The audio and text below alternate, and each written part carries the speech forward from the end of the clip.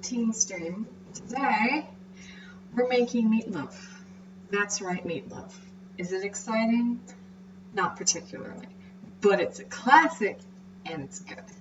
So yeah, we're gonna have a good time and make meatloaf. I'm just gonna wait till the auto thing starts and then I'll know we're actually good to go and everything's gonna be a-okay. I might have to pause to go and get birds because they're being unruly. In fact, I will. Hold on, please.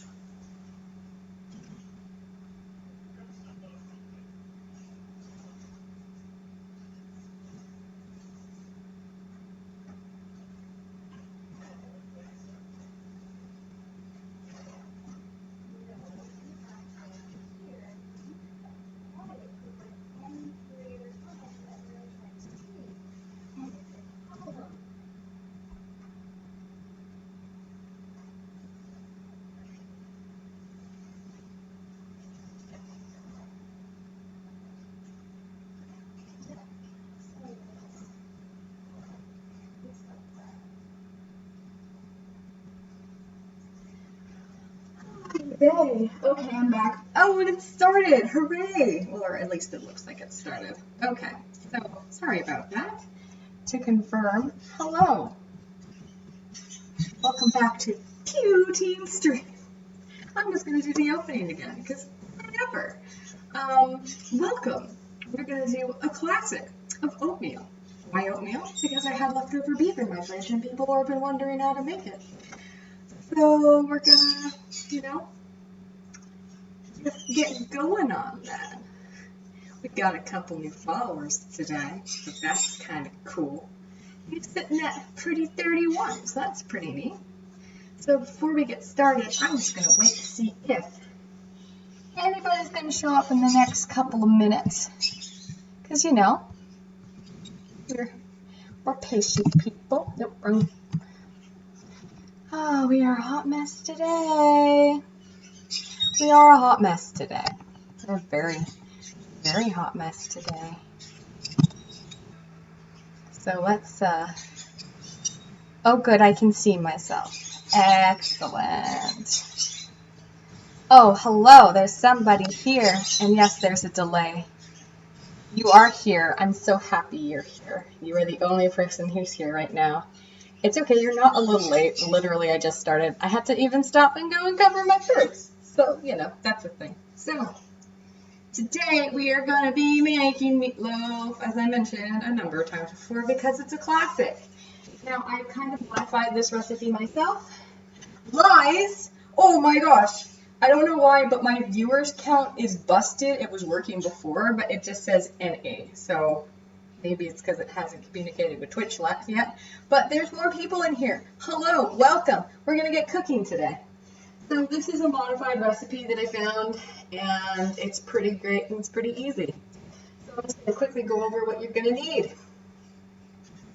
So you're going to need, it says 1 clove of garlic. So whenever it says 1 clove of garlic, you correct it and make it at least 3. 1 onion chopped, not a big onion, you'll see why, but 1 whole white onion. 1 cup of milk.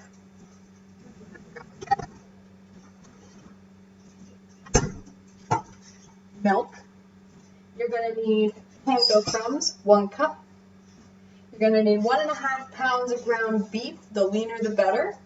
1 egg as a binder, and salt and pepper. Then for the sauce, you will need 2 tablespoons of mustard, 2/3 cups of ketchup, and 1 tablespoon of mushroom ketchup. Now, if you don't have mushroom ketchup, Worcestershire sauce is fine.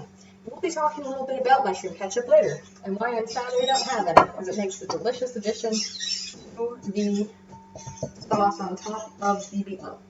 Now, because this thing takes a friggin' whole hour to cook, a lot of this is going to be, at the end especially, me kind of chilling, but that's okay. Friends, that's what friends do.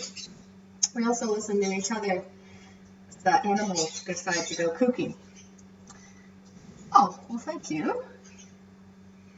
It's very long and a mess right now, but that's okay.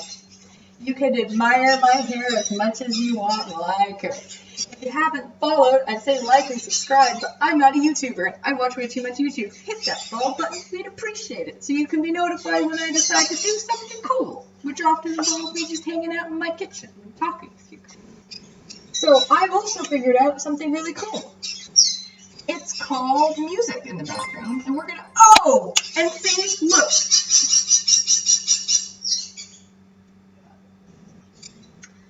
I don't know why they're still screaming, because I covered them. Can you give me a minute? I'll be right back.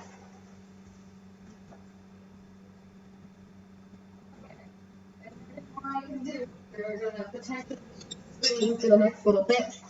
And celebrate. Yeah, it's not celebratory if it makes my life miserable. So what we are going to do is this.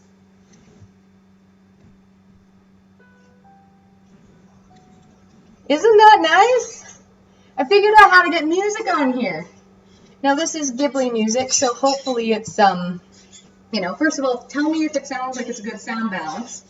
It doesn't play on my end, so I can't tell. And yeah, you know, we put in, this is like a really nice jazz cover of some Ghibli tunes, and I thought, hey, you know what, Ghibli has good food, I'm making hopefully good food, so let's not combine those two things. Yeah, I just wanted to put it to the YouTube, but they made me download it instead. If the sound mix is a bit off, please let me know. But yeah, this is a really nice cover I found. Let me see if I can get the information for it. I'm not going to look on my computer because I don't have split screen in the kitchen. But yeah, I found this thing, and you can find it pretty much anywhere if you just like type in Ghibli like music. It's one of the first things that comes up. It's Studio Ghibli Cafe by Cafe Music BGM Music, and it's this awesome, yeah, it's jazz and bossa nova, and it's friggin' great. I like it a lot. So, with that, let's get cooking. So, like I said, you're gonna need to we're gonna actually do some really nice basic coverages of things today. Go from that angle, midriff doesn't look so good, but actually it doesn't look too bad. I've lost a significant amount of weight, so I'm still getting used to actually being able to see a somewhat decently flat stomach, so I'm gonna cover that. Got a little bit real, but whatever. Anyways, it's a hot mess today. But don't worry, what we're gonna cook is gonna taste good. So, what we're gonna do is a couple of, I know you're busy, don't worry about it. Just stay as long as you can and as long as you'd like. So what we're gonna need is one of these, chopped up nicely, and I decided to get 4 cloves. You can use as many as you like, but minimum 1. And so I'm going to show you guys how to do a nice chop of an onion. I'm going to pretend you're not here. Oh, shoot. Well, that's okay, we can use this one. Point is, you're going to cut down the center. I removed the wrong end, so I'm making mistakes for you. But keep one end attached. So what you're going to do is carefully, alright, these are very sharp knives, vertically, down pretty far,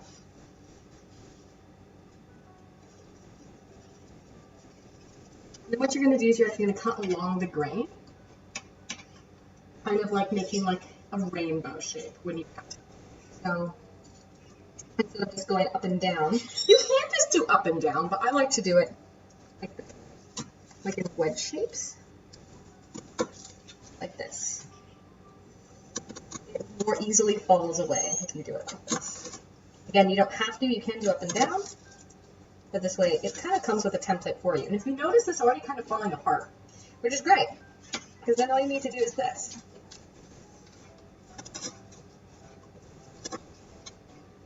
And if you notice, these are already coming across pretty nice and diced. That's pretty much the best way to cut an onion. I'm going to get my bigger knife, because it's nice and it's big and it's probably sharper. Yep. And I'm going to cut down. Now, generally speaking, you want to hold on like this. When you're holding on to something like this, so that if you nick, you're going to just graze your knuckles. You're not going to actually cut your fingers.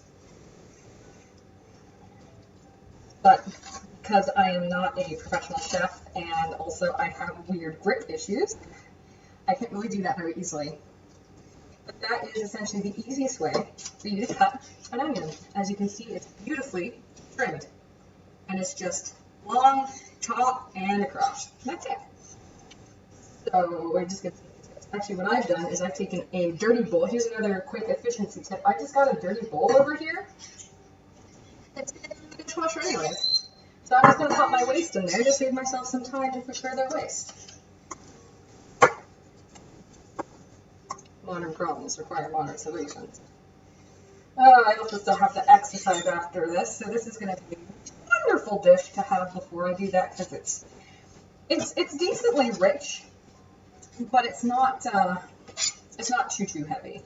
If you used something that was higher fat, then you'd be dealing with a much more how do I say richer dish.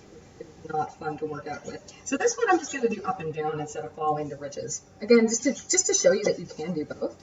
And it might be strange, like, well, why are you talking about this here? Well, we've got some people who are younger in here, or people who don't have that much experience in the kitchen.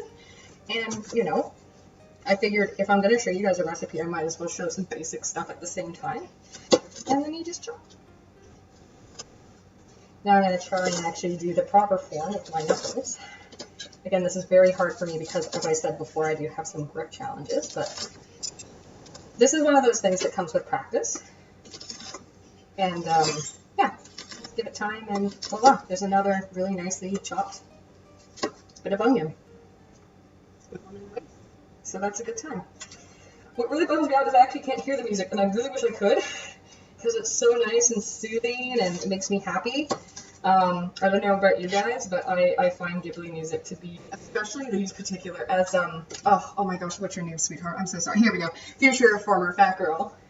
Yeah, hiking. You're the hiking gal. I like you. We hang out sometimes, but point being, it's, I really like jazz too, and the thing is, this Ghibli music is already so, it's just so, it defies genre. It's classical, like some of it's classical, some of it has, naturally jazz elements to it. It really depends on the story. It's usually soft classical with other elements, but it's just ripe to be covered in the jazz and bossa nova genre because it has that kind of soothing kind of 3x3 beat tempo to it. And it's just, and even the orchestration, it's just mwah.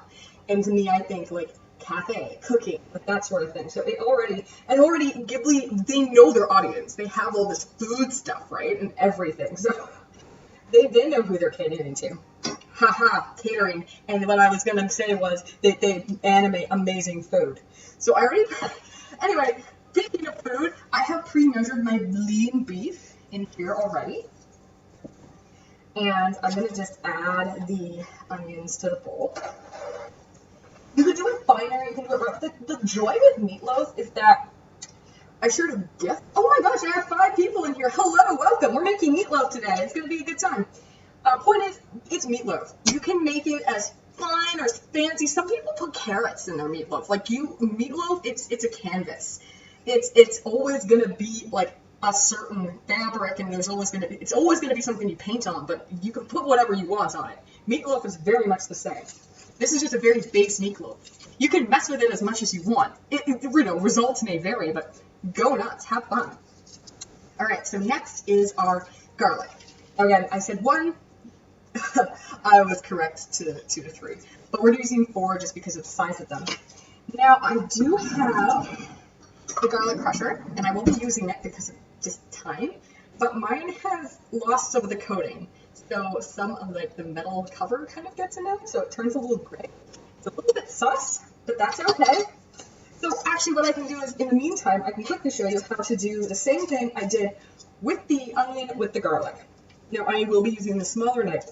And this, got these for my husband for our, actually as a wedding present, because he really likes to cook himself. He has a few set kind of things that he likes to make, but he likes to chop. He's a very good chopper. His grandfather actually was a surgeon, and his mother said to him one day, oh my gosh, you have grandfather's hands, his surgical hands. So I got him these very, very sharp knives. Yeah. But what I like to do, if I'm going to cut it by hand, is, now again, you have to be extra careful with this because it's smaller, but I like to cut it down the middle. I like to remove the centers. You don't have to. Sometimes they can get a bit big, and when they can get big, they can kind of add some different kind of flavors beyond garlic. They can be a bit bitter, so what I've been told. A lot of people just cut them up and throw it in. I just do it out of habit because that's what they do on Cooking with Dog, and I used to watch, I don't know if you guys know about this channel. It's a how-to cook, it's a cooking YouTube channel that does Japanese food, and it's fantastic. I learned a lot from that. It's a woman chef, they just call chef, and her dog Francis. Now, unfortunately, Francis has passed away, but it's his spirit lives on. And she always would remove the center, and there was a mention of bitterness. I don't know if that's 100% true, but I like to do this. Because I've done this, I might as well just do it by hand. So same thing applies. You're going to push it down, cut it in half, and you want to be really, really careful. And voila. Actually cut that pretty perfectly in half. And then you're going to lay it down, you're going to face it long ways towards you, and then you're going to cut it long ways. Strips. Perfect. And then what you're going to do is you're just going to put all the strips together, and you're just going to cut in the opposite way. And that's pretty much it. Like so. Again, this is not ideal, and as you can see, it does make little thin pieces, which is nice. So if ever you're out of a crusher or a garlic masher or anything like that, this is a good way of just cutting up your mushrooms. Not your mushrooms, your garlic. That's something else you can actually put in your meatloaf is garlic. You can put carrots, you can put garlic. While this is cooking, if you guys want to stick around, because this thing takes an hour to cook. Like, you know, there's probably not going to be a final reveal of this one, to be quite honest with you. Anyways, this, you know, that's what it looks like minced up. But there's actually like a vegetarian, vegan recipe that I found that someone was mentioning to me earlier. And I actually found it written down. It was originally in a video, but someone actually took the time to be like, this is what they said, this is the measurements, these are the instructions, and wrote it down. So instead of watching a full 20-minute YouTube video, you could just get the clip and, oh my god. Everyone's like, oh my gosh, it's Reddit. But sometimes they do very good things, and this is one of those things. The point being, you can do so much with meatloaf, and I like it. I mean, I remember, I don't know if you guys, in the comments, or if you guys, I guess in the chat, I guess that's what it is. Oh my gosh, I watch way too much YouTube and not enough Twitch. In the chat, tell me, do you remember in the 90s or early 2000s, or in the mid-2000s even, when they talked about like meatloaf in cartoons? Because I remember everyone's like, oh, meatloaf, oh, and it was like, everyone made it sound like it was the worst thing ever. And it was like meat with leftover night. I remember in a lot of cartoons, everyone would go on like, oh, I hate leftovers. But I remember loving leftovers as a kid. And I remember loving meatloaf, having meatloaf when my mom made it. So for me, when I was a kid, I just remember being very confused as to why everyone on the cartoons would be like, leftovers are the best. I know, right? Exactly. So I remember in all these cartoons, like I remember the Weekenders, Recess, everyone would go on about like, oh, it's freaking leftovers, man. Oh, I hate it. Oh, it's so lame. Like, leftovers are boss. All right? So what we're going to do is we're just going to put in, you know, our garlic that we chopped. That I remember, be careful with that. But yeah, no, it's like, it's so good. So I don't get like all these foods that everyone complained about. I thought it was so weird because it's like, am I the only kid who likes this? As long as it wasn't pizza or anything crispy chicken leftovers for bomb. Okay, now here's the thing. Some things get better as they left over, like vegetable soup. Yes, stews. Stews, anything that's really heavily spiced will be good. Now here's the thing. I'm going to teach you something. You're right. Mostly. Because if you just take a pizza and you throw in the microwave, yeah, you're right, it's going to get mushy, not going to be great. Same with chicken. But if you put it in the oven to warm it back up, or even in a pan, if it's pizza, then it's pretty close to the original. Just saying. There are ways of bringing those sorts of leftovers back to life. It's just not as easy as throwing it in the microwave. but it can be done, and it's really not that hard. Yes, so you have heard correctly then, because not everything you hear is true, but that is. That's why I wanted to basically put the precursor down, like when I mention about why I take out the middle and bitterness, like. That's just what I was told, and I do it out of habit, not because I 100% know it's true. I'm never allowed to turn on the oven to reheat stuff. So, okay, well, if that's the case, then, ask someone to do it for you. Unless there's no one there to ask, in which case just, or put it in a pan. Do it in a pan. If you're allowed to use a stove. If you're not allowed to use your oven, and you're allowed to use your stove. This is really sticky. Some garlics I find are just really sticky and just will not give me your skin. Come on. I know there's easier ways of doing this, but it's fine. Don't worry about it. It's fine.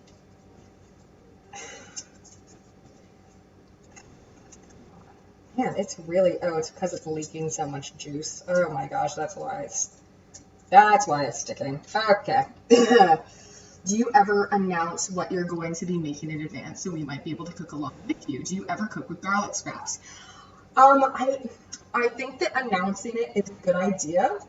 The only reason I don't is because a lot of it is kind of spur of the moment. For instance, I wasn't going to do meatloaf per se, but then we had extra beef and we needed to cook it. So I thought, I'll do meatloaf and I might as well stream it. Another thing is that I don't really have that big of a following. So it's one of those things that if I get let's say I get like 50 followers or something crazy like that, or like 100, then yeah, 100% I would absolutely post ahead of time. I would also, be probably posting the recipe or a guide as well ahead of time if I were going to do that as well, so that people could follow along properly, not just this is what I'm making ahead of time, but this is what you need. I don't know exactly how to do that in Twitch, but I think, like I said, if I get bigger, 100% I would be doing that, just because I think it is a good idea for people to follow along. So yeah, no, it is something I thought about, and maybe one day if I get big enough, I will be doing that for sure.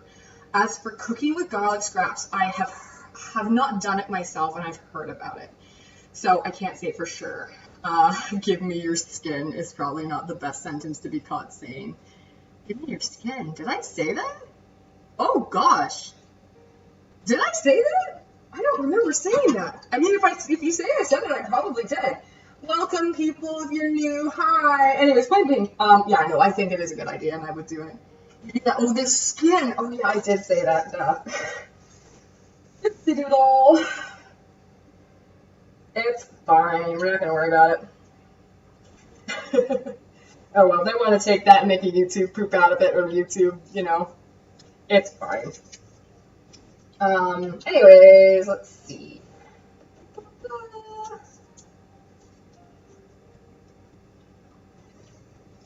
Alright, so, but yeah, no, I think if you can use scrap, I'm a huge advocate for using, basically maximizing your food usage. So, just because, there is a lot of food waste. Like, we generally try, the onion that I just cut up had, a bunch of bad stuff on it. Okay, sure. I'll probably still be around. Thank you so much for stopping by. I really appreciate it. I have it set to record, so if you want to, go and catch up from where you missed. Unless this is copyrighted and I get in trouble, which I have it very quiet, so I don't think I will. Yeah, I have it set. I have it recording both on my computer and on Twitch, so if you want to come back and watch it, you're good to go, buddy. So yeah, no, I'm just happy if anybody sticks around for any amount of time. So yeah, no, thank you for coming by. I appreciate it. Righto, but yeah, right, I'm making food for the internet, and then I will eat it later.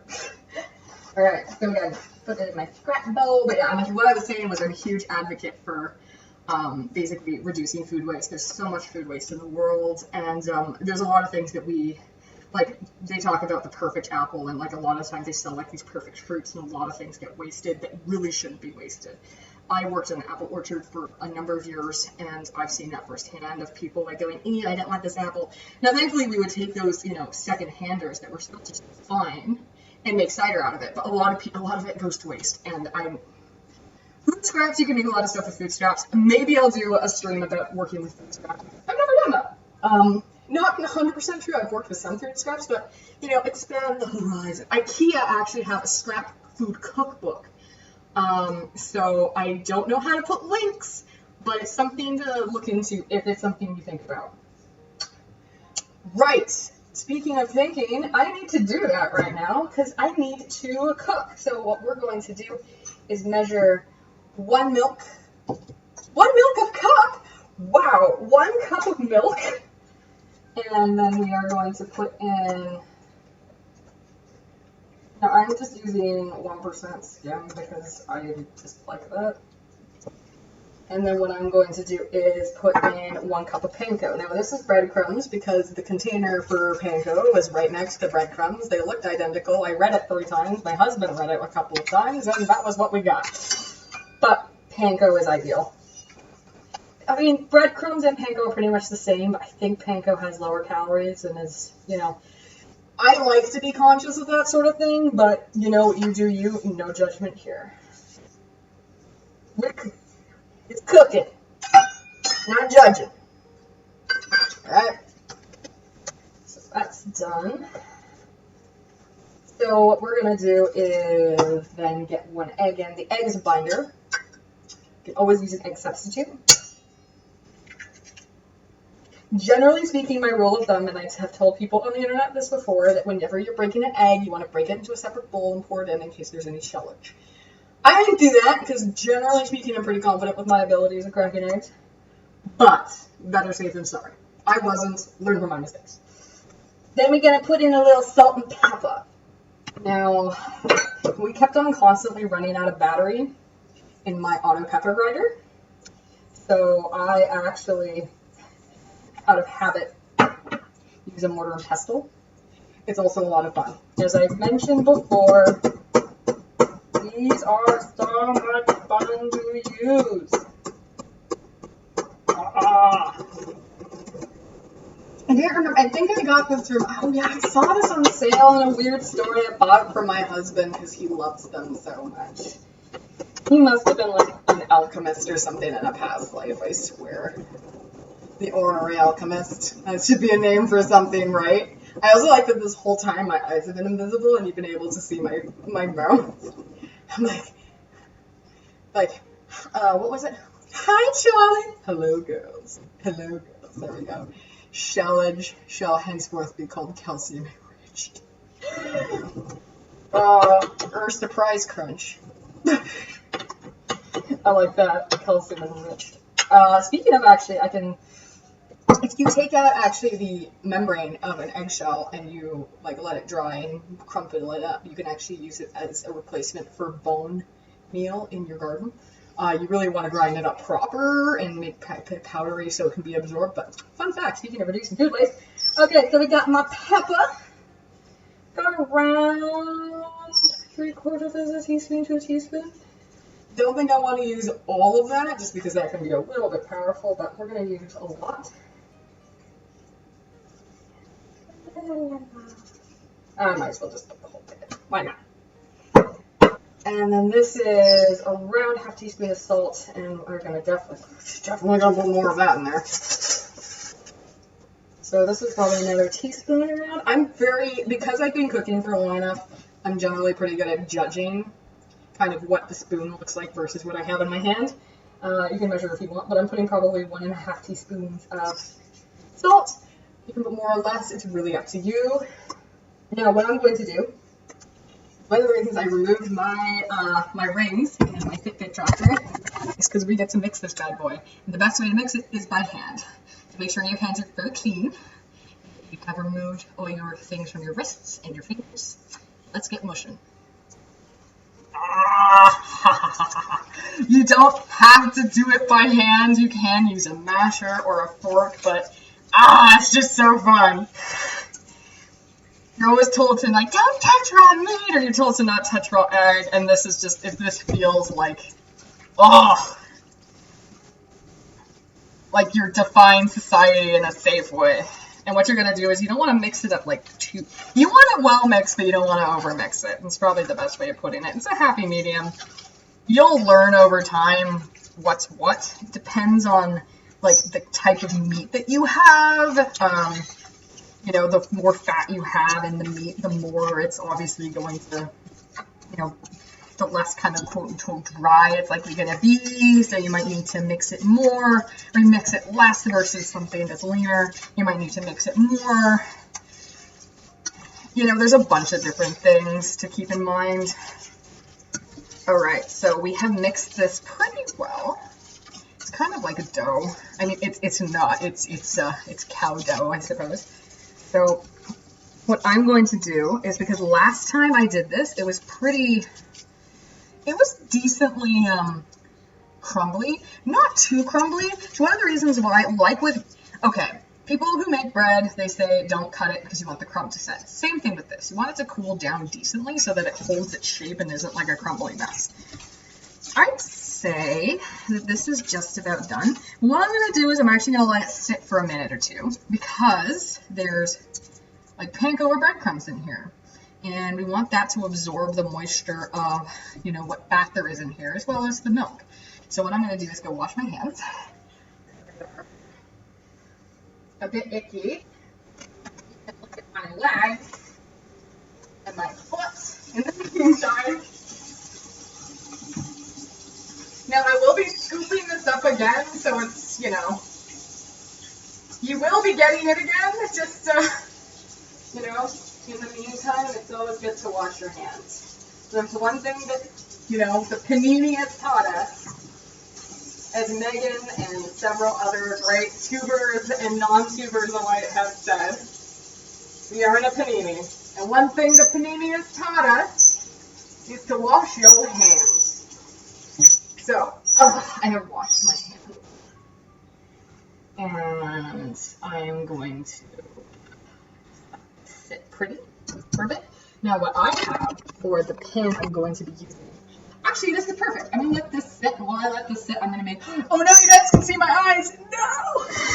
I really don't care. I just thought it was so funny how I was like perfectly angled that was covering my eyes, and I thought this dude is so cool. I'm a huge dork. The point being is what I have a secret weapon for loaves. I'm sorry, it's just really weird to see myself sometimes from the side because I look so different. Anyways, hi! Anybody new who's joining us? We're making meatloaf and I'm being weird. This is one of those, like, you know, seen on TV copper thing. Okay?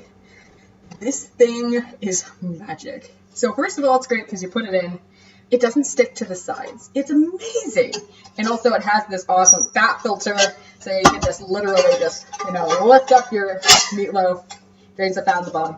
It's awesome. Okay, it's seriously great. So while we let the meat rest and soak up the crumbs, we're gonna make our sauce. So I'm just gonna, because again, we like to reuse, I'm just gonna rinse this out because I'm gonna use this to mix.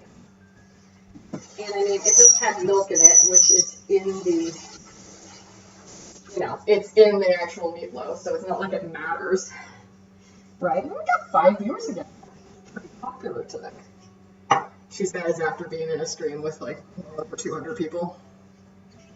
Gotta start somewhere, I guess. So what we're gonna do for the top, now what I was going to talk about earlier is mushroom ketchup. I will talk about that once I put the Worcestershire sauce in. So to start, you want to get your, I want to use, you know, get your mini spatula, and you're going to get 2 tablespoons of mustard. I played with the ratios myself here.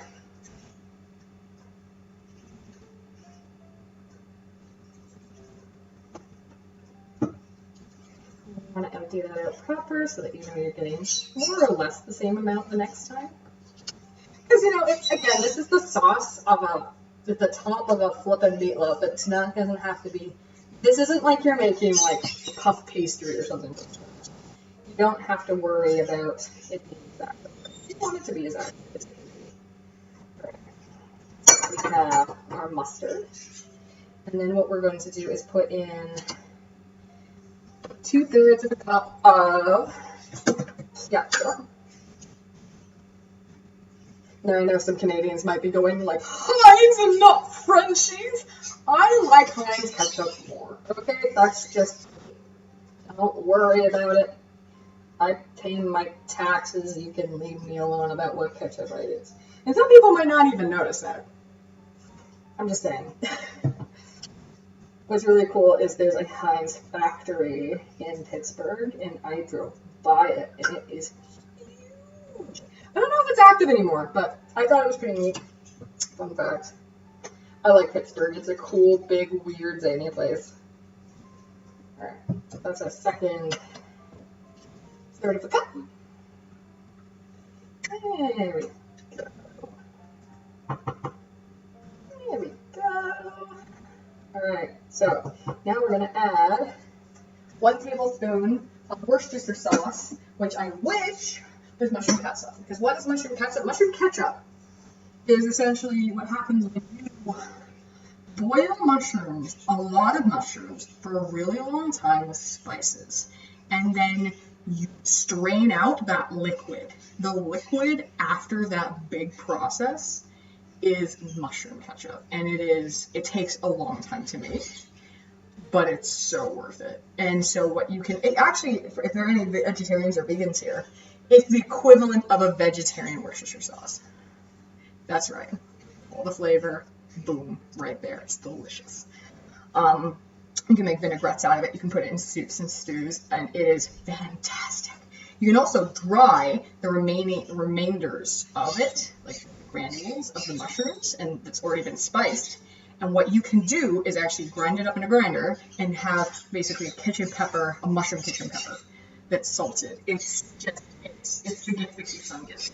You can, if you look up John Townsend's and look at mushroom ketchup, it shows you how to do it, and it is the coolest thing. But we don't have any mushroom ketchup because ours got moldy, so we're using Worcestershire sauce instead. So again, you don't have to use Worcestershire sauce a lot of the time. Also, a lot of people put in brown sugar in the tops of their, in the sauce of their glaze. Which to me, doesn't make any sense, just because it's, like, you know, why it makes it too sweet, like way too sweet. And maybe that's the way you like it, but I don't put in sugar just because I don't like the taste of it. I think it just makes it that smells good. See, that Worcestershire sauce really kicks up that flavor a lot, and it's really, really nice. So we're just going to mix this in here. And it's going to be a good time. There we go. See? Now it's just the Worcestershire sauce. It smells really, really good. There you go. So, next what we're going to do is, so I have already preheated my oven, because I thought ahead. And it's at 350 degrees, and it's going to cook for an hour. So I'm going to just be here for an hour while I wait. But point being, you get your pan. I don't remember what dimensions these are. This is just the generic loaf pan. Regular loaf pan is what you need. That's it. Mine's just cooling copper, but the measurements are just generic loaf pan. So I'm just going to, now this part you don't have to use your, like, I like to use my hands to mix just because it's like, yes, it just mixes it all together really nice, but you can just scoop this in with a spoon if you want. I like to just easier and faster, just use your hands, to be quite honest. You don't have to wash your hands again. I know, and that's okay. There we go. And then you just kind of, here. Hang on, guys. Here we go. And you just kind of want to level it out. As best as you can. Again, it's not going to be perfect. It's meatloaf. It's not going to be perfect, okay? I've seen gifs of people just throwing like a lot of meat on a pan and throwing it in. Not even in a loaf pan. Just like, it's meatloaf. It doesn't have to be fancy, because it's not fancy. It's meatloaf. Now, not fancy, basic doesn't have to mean it's bad. Like, if you guys have all seen Ratatouille, like, some of the most basic quote-unquote peasant food can be, like, life-changing and delicious. So don't worry about it. It's gonna be a good time. So we even did that pretty good. And I'm gonna go and wash my hand. Only one, I need the other to wash it, so it's technically both. Oh, you can see all of me. Hello. Things aren't as clean as they usually are, but I do not care. It's one of those few weeks we've reached that point. Alright. So we washed our hands. Where's my little spatula? Did I put it back again? I thought.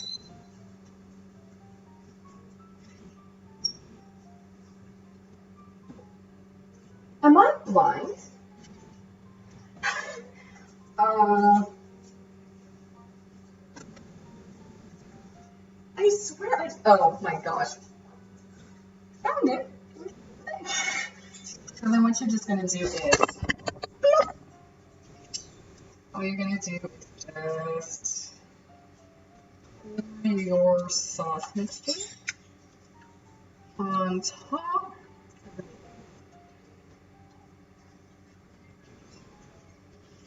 And then you're just going to spread it out. And it's not going to be the prettiest thing, but you know, you want it to be decently even for. There we go.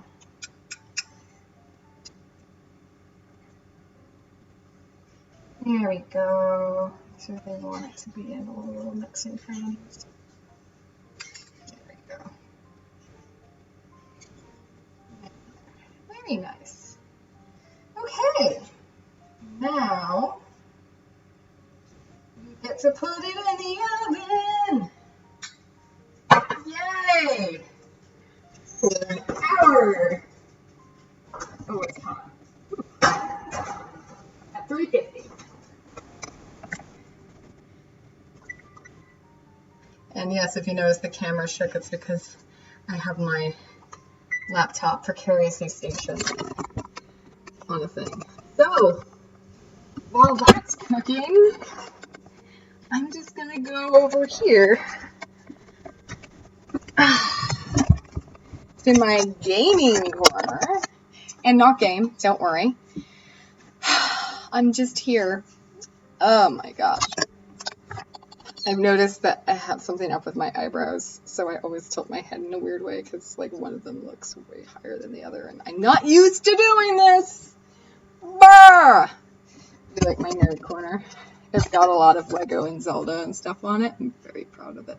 So yes, anyways, someone is messaging me off the hook. Who messaged me?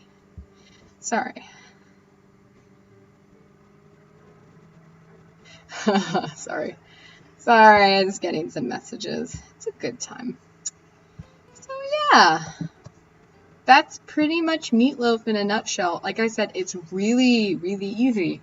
But while I'm here, for people who are vegetarian or vegan, fear not, because I have found a recipe for you guys. So obviously it's vegetarian, so you know. But it comes with 1 pound or 1 pack of Beyond ground beef, a heaping cup of red lentils, 1 small pack of common mushrooms, 2 carrot sticks, 2 celery stalks, 1 red pepper, 1 medium-sized yellow onion, 2 tablespoons of flax meal, 3 cloves of garlic. See, these people are speaking my language, all right? Not 1 clove, that's nonsense, all right? Half a can of tomato paste. That's something else a lot of people put in their meatloaf. 2 tablespoons of ketchup, some parsley, salt and pepper, and then flour, 1 quarter to 1 cup of, yeah. So that's an option for you if you look up Jenna and Julian's lentil meatloaf. That's how you find the recipe on Reddit. Someone like actually dissected it, which is so cool. Yeah, so there's not that many of you in chat, so I'm not really able to talk about too much because usually, you know, there's more of you, we can like go back and forth and have a conversation. But there's not that many of you. What I could do is try and rally the troops.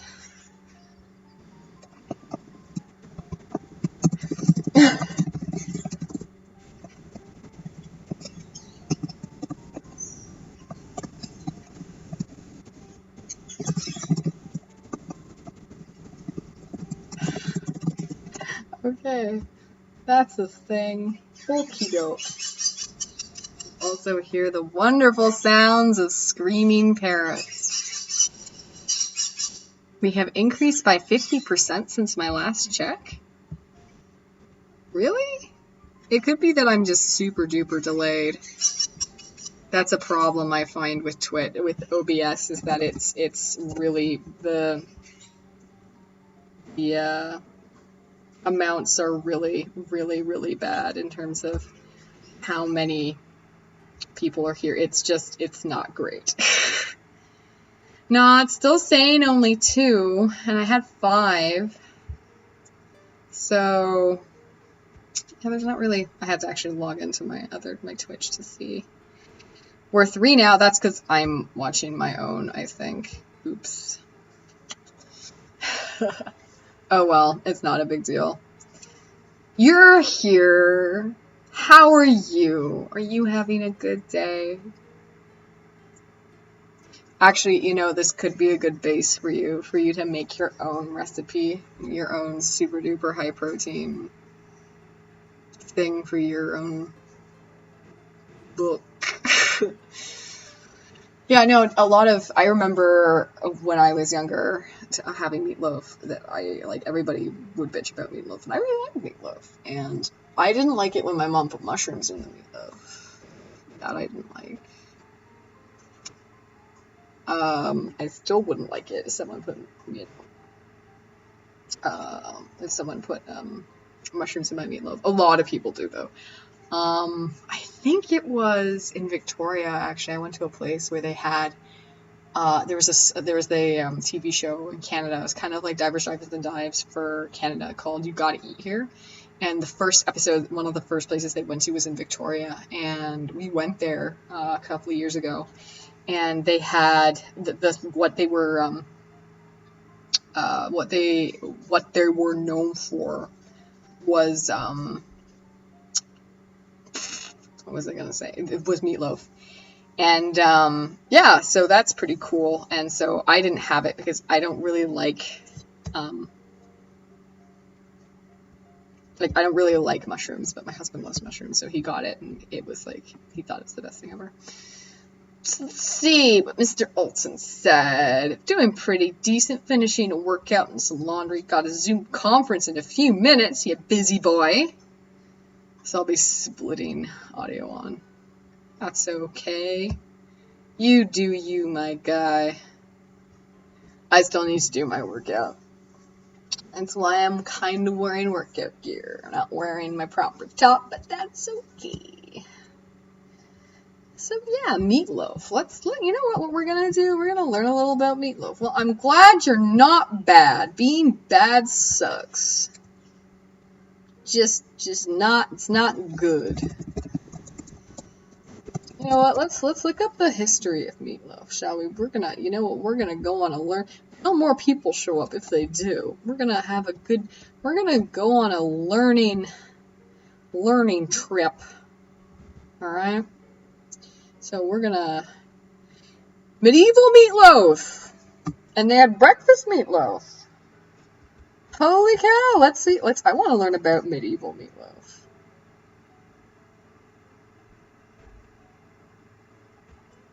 A refuge for leftovers. I love that.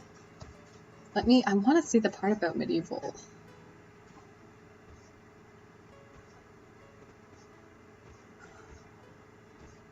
So yeah, it turns out I want to see the part where they mention medieval. Let's see. There are various theories. There are competing histories, including the belief that meatloaf are its closest Antecedent, watch me butcher the English language, emerged in medieval Europe around the 5th century in a Mediterranean dish, finely diced meat scraps, joined with fruits, nuts, and seasonings. From that moment on, meatloaf, in its many iterations and guises, was often a sort of culinary scrap heap, a refuge for leftovers in the spirit of many casseroles and of shepherd's pie. It was also a way to stretch protein. It was a way to use up excess veggies, and it was a ragtag orchestra of ingredients on the verge of expiration, and it made music more uplifting than anyone could have anticipated. I love that! That's so cool. I really like that. That makes so much sense, though. Look at us learning today. Let's see. There was this old episode of Roseanne where she got volunteered to host a home ec class for their kids' school. Her tagline upon being asked why meatloaf, Roseanne's answer was cheaper than fast food, faster than cheap food. And that, to me, is home economics. Is also literally economical, so that's absolutely fantastic. Because home ec wasn't just cooking, it was also like budgeting and sewing and, how to manage the economy of the household. And, it's a really important skill, and now a lot of us don't have that anymore. Like, we've saved so much money on me sitting down, like, let me sew the hole in your pants, Should we, oh, that's the higher one. I found you. Oh, my gosh. Anyways, point being, it makes sense, because it's easy, it's cheap, you can throw anything in it, and you can make it taste good without using a lot of fancy spices. Like, I mentioned mushroom ketchup. You don't have to use mushroom ketchup. You can use Worcestershire sauce. You don't have to use Worcestershire sauce. You can use brown sugar, no brown sugar. Some people use oats. A lot of people use oats in their oatmeal. In their meatloaf. They use oats in their meatloaf as a thickening agent to bind it together. So, I am not surprised in any... That was on Bon Appetit, by the way, talking about that, which I thought was really, really, really neat.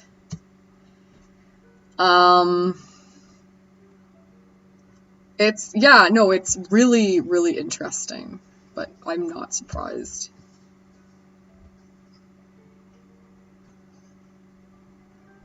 They have stuff from the Roman period. Apicius, Cookery and Dining in Imperial Rome. It was presented a recipe for patties chopped with meat, bread, and wine. Yeah, you can use red wine. You can make it really bougie. You can make a bougie meatloaf. It doesn't sound like it's possible, but it's totally possible.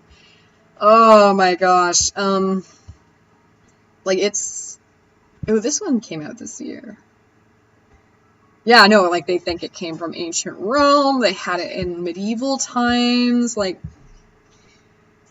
is one of those things, I don't know if anybody here, there's 2 of you, but you know what, that's okay, because other people might come in and watch this, and if you do, hello, welcome, I'm happy that you're here. Something that I find really fascinating is the history of food. I love history. I've been fascinated. It was so funny, because there was a discussion where it's Anne Boleyn lost her head with a sword because she was royalty. No. Executions, if you were considered a traitor, if you were considered a treason, you lost all pretenses for the most part. For instance, Catherine Howe, actually, his 5th wife, King Henry VIII's 5th wife, lost her head, not with a sword, but with an axe, because he didn't feel like giving her the last good grace. Basically, he didn't care if she had a faster death or not, because the axe was considered... I know it's really grim, it's a cooking video, but anyways, point being, the axe was considered to not be as clean as a cut. The sword was a cleaner cut. So, for Anne Boleyn, he gave her the sword because it was his last good gesture. So, he got a special sword duelist to do that. And then, for Catherine Howe, wife number 5, now she just got the axe. She had a separation. No, I meant to type. Sorry, that's just my husband. I'm just I need people to talk to. Who says hi? Oh, get out! Anyways, hello. Oh, you're back! Hey! We just put it in the oven. We were talking about history and why history is so flipping cool. And I was talking about Anne Boleyn losing her head and Catherine Howell losing her head and why one of them was given the sword and one of them was given the axe. And I remember being told, I watched the show. And I'm like, that may be true, but I've also done reading like out the wazoo and seen tons of stuff and literally probably days worth of hours of footage of history on this stuff. So, you know. History is cool. You're related to two... No freaking... Okay. If you are related to two of his wives, I have a cool story, but you go first in chat. Legit. If you were related to his wives, I'm trying to think, you probably... I'm gonna guess... I say the... Hello! We're talking about King Henry... We're talking about the Tudors. Not the show. Although I do love the show. Surprisingly accurate. Future. Is that why you like hikes? Get out, save yourself. I need to increase my cardio in case I need to run away. But no, future. I'll just call you. I'll call you future, I guess. Anne Boleyn. There we go. That actually makes sense. That's crazy. Because here, you want to know something cool about my family that I discovered? That I'm actually the descendant of one of the tutors of, like, the kings of England. There was, like, an actual estate that was, like, associated with the family. Yeah, but they were all, like, distantly related, though, in some capacity, so I'm not super surprised if you have both of them, because it makes sense. If they were all in the upper echelons, they like to come together, so that makes a lot of sense. You can call me whatever, my first name. Oh my god, there's another one. There's another Brittany. We have another Brittany. That's fantastic. I'm so happy. There's someone else in here who... Well, hello, Brittany. Welcome. There's someone else in here who, one of my good friends in here, is named Brittany. I wonder if she's going to pop on. Probably not, because she's dealing with a hot mess right now, just in general, but that's hilarious. There's a friggin' another one! Oh my god. Anyways, but yeah, no, I'm not surprised if you were related to two of them. I was related to the teachers of kings, and they had land, and they hung out with, like, Norfolk and all that crazy stuff. It's funny that you mentioned that you love to study and I love to study, and then I find out that I'm actually related to one of these, ancient scholars that taught kings. Once a nerd, always a nerd. Also, on that line, a ton of engineers. A ton of ancient engineers up to modern day. I'm the only one, really, that's not in engineering proper, which is hilarious, but it is very much in my blood. That's only on one side of the family. But yeah, that's really cool. So maybe one of my ancestors literally schooled your ancestors. It's very possible. That is funny. You freelance, right? Oh, heck yeah. Well, there's someone in chat I think you might get along with real well. Just saying. Just saying.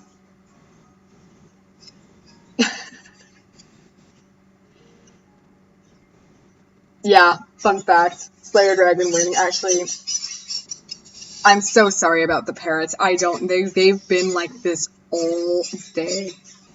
I was switching to his other account. Anyways, so, Brittany, it's so funny to see your username and call you a different name. I'm so sorry about the parrots. There is nothing I can do about them right now. Just think about being in the rainforest. Just think about that. Alright, so anyways, I'm back. Oh, I apologize for the parrots. They're so annoying. I love them, but they are just a pain. Anyways, so, speaking of, I have two dogs that get noisy as hell sometimes. The thing is, it's a matter of pitch, right? Like, I'm fine with a big, boofing dog. Right? Like, I'm fine with that. Oh my gosh, I have 5 viewers now. Hello. we are not cooking right now because we're waiting, and we're just kind of hanging out and talking, so I guess this is technically a let's chat right now. Oh shoot, I didn't put educational. Uh-oh! Let's fix this, because this is super educational. But anyways, I'm fine with, like, big dogs and, stuff like that, but it's like the little dog. Oh, yours are little dogs? Oh, no. Ugh, like, look, I love dogs. I love all dogs. I will never have, like, a little dog. If I do, I will turn into Victoria Stilwell, and I will get the whole... Oh, he's back on his other account. Hello. Point being, like, I will not tolerate that. I grew up with big dogs. And I can't. I love little dogs. I love dogs, but I do not want a little, like, nah. I need something with girth. But anyways, this is Faceless Kyle. Faceless Kyle, fun fact, is a writer, and he just wrote his first novel. Hey, there it is! It's a good time. You guys want to check that out? I edited it a lot. So actually, Brittany, if ever you're doing anything and you need an editor, I actually have experience now. So let me know. I'd be happy to help. Maybe be paid a bit, but I can help at the very least. It was a stressful experience, but it was a good experience. So I edited a novel twice. But yeah, no, it was, sheesh. I know you do freelance, and that's a different ballgame entirely than compared to doing, like, novel writing. I got 3 novels under your belt. Oh my god! You did. That's crazy. Well, shoot! Link us up, girl!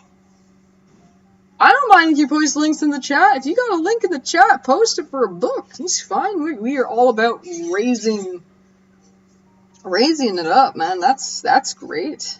Man, you guys will be friends. Brittany meet Kyle. Kyle meet Brittany. You guys are friends now. That's how this works, right? That's how writers interact, right? You're too awkward and self-doubting of yourselves. You need someone else to just go like, there, you're friends now. And that would be another Brittany to be friends with now, Kyle. Congratulations. There's no two. Ooh. That's really cool. That's a cool pseudonym. I was thinking of going as JKB. If ever I publish a book, I'm going to probably go JK and B for the last name. Just switch my first 2 initials around and put my last name, so get people like, who's like, Dickie Dowling? What? Bowling? No. I just think it could be fun. That's I like Ayla Steffens. That's dope. Yes, you do use your real name for glory. Also, it's like, you know, why wouldn't you? I know a lot of people, you know, have their reasons, and that's totally fine. Like, there's lots of different reasons. If you have a name that you don't think will, like, sell, a lot of people, like, if they don't, because it's one of those things, it's a lot of it's marketing. It's anonymity in marketing. Like, if you don't have a name that's, like, necessarily, like, won't catch people's attention or doesn't sound super great on paper. Like, one of the reasons I actually have a really long last name, and when I apply for jobs, I don't use my full name because it's just too clunky and long, and it does impact how people feel about you. But it's one of those things that it's partially that, and other reasons it's anonymity for a number of reasons, whether if it gets big and, you know, imagine if you become big and you don't want to have, you know, that sort of attention. But also Brittany comes up with, I'm going to republish my 3rd book with my real name. But when I was writing those, I worked for a school district and couldn't have that material associated with my name. So there's another good reason for anonymity. My first 2, they're okay, but not in my genre, which is historical fiction. Oh, that's so dope! Oh! Seriously, if you want to actually post a link, please post a link in the chat. That would be, I'd be totally fine with that. Like, post away, spam away, seriously, getting marketing out there. That's so cool. Jeez. Hey, Kyle, you got a guest for a podcast for your Twitch if you ever do your writing thing. Yeah, no, Kyle has I'm going to do a bit of minor blurb. Has a lot of training, in both from university and high school and beyond, for writing and publishing and the like. And there we go. So anybody here, check it out. We've got 2 sweet authors here. Alabama Rain. Oh, Blicka! Oh my gosh, girl, look, we got 2 books. We got Kyle Bentley's book, and then we got Brittany's book. Check out these links. Spread them around. We want to uplift our people here. Seriously, that's so dope. But anyways, no, Kyle has a lot of experience on, like, the whole, like, theory as well as, like, liking to write. And so you guys actually, I think, and he's a huge history buff too. So I think that would actually be a really good Twitch stream with both of you guys just having a chat. We could have like a fish bowl and you can draw names and like topics and stuff. That would be fun. But yeah, no, I think that's a cool idea. Look, I gave you, no one has been this excited for writing in a while, so I'm over here all smiles. Of course I'm excited! Okay, real talk. I have helped with this book for like 3 years, okay? The one that was just published. It's hard and it's scary. You're taking something that's dear to you that you put together in one way or another. It's your words, it's your story, it's your world, and you're showing the world and you're saying, I made this. And the world isn't necessarily going to be the kind of parent that goes, oh, that's really nice, I'm going to put this on my fridge or frame it on the wall or something like that. They might take it and rip it up and like, and that hurts you. It's your thing. It's part of you that you're putting out there, and have it judged and taken apart is like scary and rough, and you're putting yourself out there that could happen. So you guys need the hype. It's brave of you to do that. Like, never mind, like, she's so brave. No, that takes guts to do. So, like, of course I'm gonna be hype. I love how you're the only one who gets pumped about me rolling in an hour late. Dude, I don't care. I'm just happy people are here. Like, there's 6 of y'all in here. Hello! If you have not, please consider to follow. We talk and we cook and we have a good time and legitimately learn, like, basic cooking skills. Yeah, isn't the cover dope? I love the cover. It's so cool. Oh man, we have 6 people in here. Hello, welcome. We generally don't have this much of like a powwow, but we are right now, and it's actually really cool. Especially, see, this is why I wish I had, like, right now, this is really perfect, because in my mind, like, there's enough people in chat that there's conversations going on, the topic is right. I love that kind of thing, right? But there needs to be, there needs to be enough people for that to happen. So please hit the follow button so that in future you can hang out with us and we can have a good time together. Because, you know, I'm just kind of leading the circus, but you're the performers here. I don't know if this will excite you, Kiki, but I am wow! But I am also a former chef, so I love that you're teaching people some cooking. Holy crap! Brittany! Look at you go! But yeah, no, the cover artist, dark design, fantastic. If ever you're doing a redesign, if you want a new cover, if you're doing a republish and you want a new cover, like this guy, first of all, he was really fair, really great to work with, really responsive, really willing to work with you. Like, it's one of those things, authors and writers, or authors and artists, it's one of those things, it's you really want to make sure that you're on the same page and you're clear in communicating what you want for the cover, and it's always good to do a mock-up and there's stuff like that, but he's like, if you tell him, if you're clear, if you explain, it's fantastic. I recommend him for sure. I am not, okay, Blicka, legit, I have so many people. One of the reasons that my tagline in Discord is the voice and the hype is because months ago in the Obese to Beast Discord, which if you have not joined, I highly recommend that you check it out because it's fantastic. Won't go too much into detail, but I was on all the time because I was working from home and or unemployed, and I just found it, and I was so excited to be there because it was like, oh my gosh, it's my favorite YouTuber. And what was so cool is that I actually designed all my own covers so far. Holy crap. Anyway, sorry. It was so cool because he was like there a lot, and we hung out with him. it's like, you know, I've been following this guy for years, and we hung out together, and the community around him was just so fantastic. And whenever I get excited, I get like this. This is 100% genuine. And people were like, "You are like the spirit of the quote unquote like the group. You are the hype. You are our national quote unquote voice of the nation." So that's why I'm the voice of the hype. So yeah, I am hype. When I am on, I am hype. When I am off, I just sleep all day. Like, I have to. I don't know if you guys remember if you were in the stream today, earlier, in John's stream, and I was mentioning about, either 0 to 100. It's 100% true. I know it's for him. He was talking about, like, organization and, like, you know, getting things done, but when it comes to energy and, like, this sort of thing, it's also true.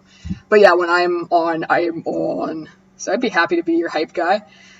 I'd be more than happy to be anybody's hype guy. It's one of the reasons why I like it when Mike, there's another guy I follow called A Silent Mike, really funny guy. You know, not necessarily everybody's got a cup of tea, but we like to just hang out and just talk nonsense. We had a wonderful bonding experience the first time I popped in, and we were really chatting, and now I jump in, he's like, "Hey, what's up?" And it's like, it's just cool. You know, we have fun, but yeah.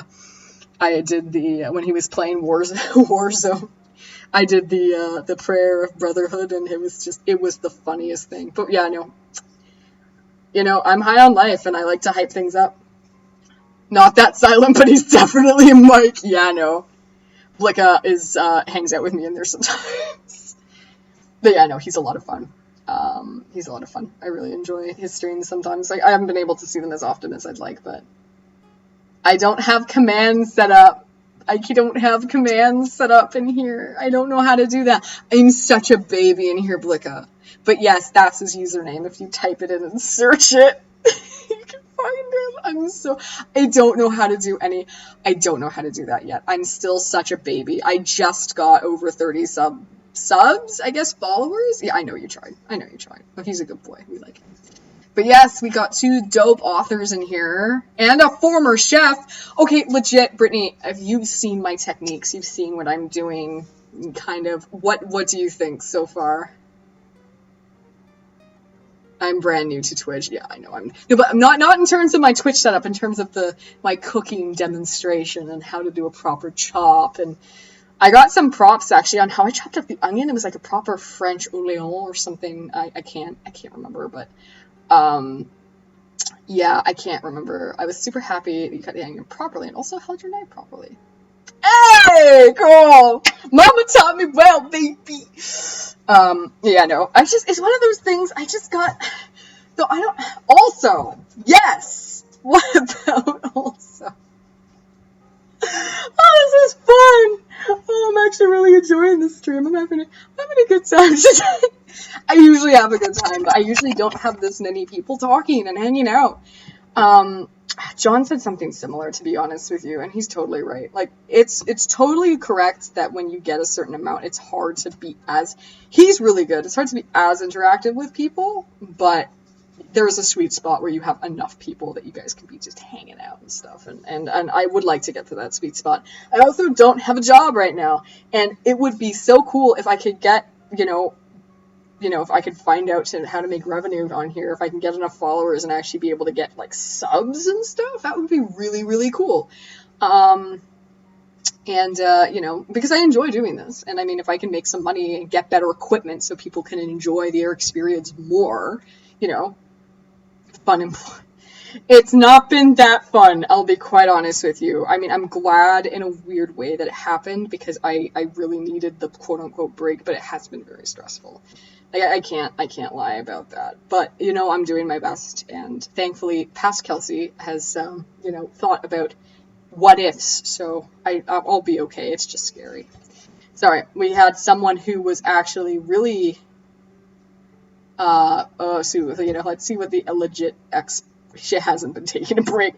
Yeah, no, I haven't. I've been working as hard as I can behind the scenes and just slowly breaking down. So if you don't mind sharing me around, that would be cool, I guess. And I do enjoy this, and I like talking with you guys. It's legit a lot of fun. So, Brittany is educating us, and I'm very excited to read this because she's a former chef, and I would like to learn about former cheffery. Cookery, yes. You cut the beard off of the onion, which is important to keep things clean. That's actually where the bacteria lives on the onion. So cutting it off instead of cutting through it helps reduce bacteria transmission. This is why I put education in the tags, chat. It's just like, legit. Would you have thought about that? Maybe that's what we need to do. Kyle, this is what we need to do. Let's try washing the beards or the roots off of the onions and see if that stops with spread of things. Because that's actually really cool. Like, legit. That's cool as heck. Wow. Huh. Yeah, then they would be wet. Okay, fine. I'm just saying. I think that's really neat, though. I wouldn't. It makes sense, but I wouldn't have thought about that. You know. That's really, really interesting. But yeah, no, I haven't been. I feel like I've been lazy, but I actually haven't. If I look back and see what I've been doing, I've been working out. I've been cleaning. Been editing. Been applying for jobs. Been trying to do a course for QuickBooks that's been just a nightmare. It's so bad. Yeah, so I wish I could take a proper break, but I'm just such a ball of nerves, so it makes it hard to do that. Anyways, but yeah, no. So now we're learning stuff today. Holy crap, that's so cool. I wish Mike would show up. Blicka, one of these days you need to summon Mike in here when I'm streaming and he's online. Because he's always like, oh, that sounds so good. Like when I did Crunch Wraps, I'm like, dude, you should come in. And he's like, yeah, that sounds dope. And I know he's so busy, but I'd be like, Mike, you say this sounds dope. Come on in, dude. Come on. Talk about nuggies. That would be cool. How to make your own nuggets. Do nuggets from scratch. I know how to do chicken strips from scratch. I actually kind of taught myself how to do that. When we were trying to go gluten-free. That was interesting. Numgies. Yeah. There's more strips than numgies. To make it numgies, you just make it smaller and fatter chunks, and you could do it exactly the same way. Basically, you use egg, and instead of flour, you can use Parmesan cheese. Yeah, you can just use cheese instead. Like the pre-grated stuff, like in the buckets. The really cheap stuff that come in the buckets. And you can take that out and you can mix it with other stuff. Since you enjoy... Oh my god, yes. I love... We watch Tasting History. We watch Townsend's. We watch... Oh yeah, no, I love Tasted with Max Miller. Ooh. The man, if you guys haven't checked it out, no, like Brittany, thank you. That's a great shout out. He is fantastic. Honestly, I want to make that weird chicken stew that he made for coronations. I really want to give that one a try. Townsend's is the best. I know. Okay, Brittany, if you haven't made mushroom ketchup, please give it a try. As a former chef, please, senpai, please notice me when I say just make mushroom ketchup. It will be so worth your while. It's so cool, and it's basically vegetarian Worcestershire sauce that tastes better. That's it. That's what it is. Like, we did his recipe. It was so good. Oh.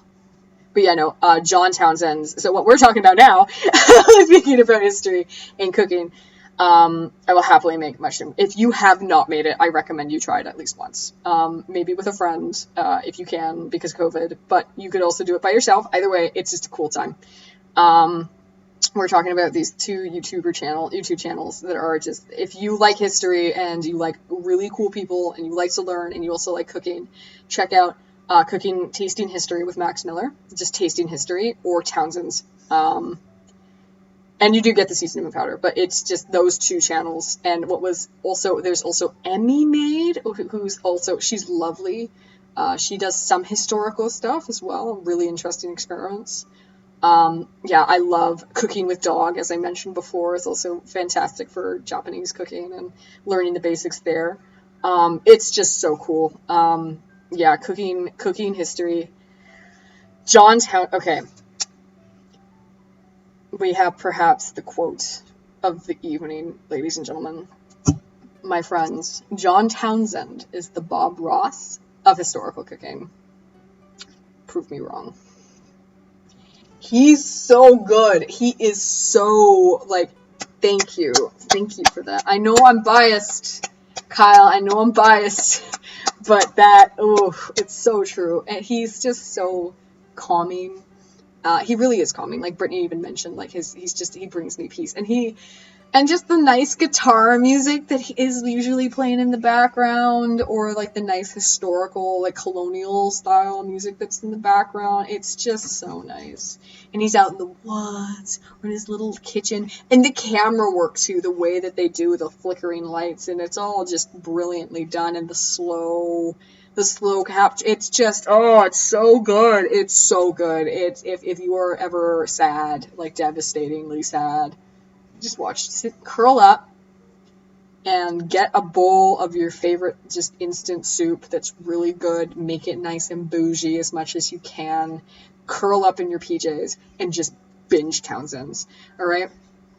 Is that the healthiest thing to do? No. But if you make it a little get instant noodles, boil some egg, cut it in half, put on some scallions, put in a little bit of oils, just make it really nice, just instant noodles. Seriously, just get your favorite instant noodles, make it a little extra, get yourself comfy and do that. And you won't necessarily solve your problems, but you will feel better for a little bit.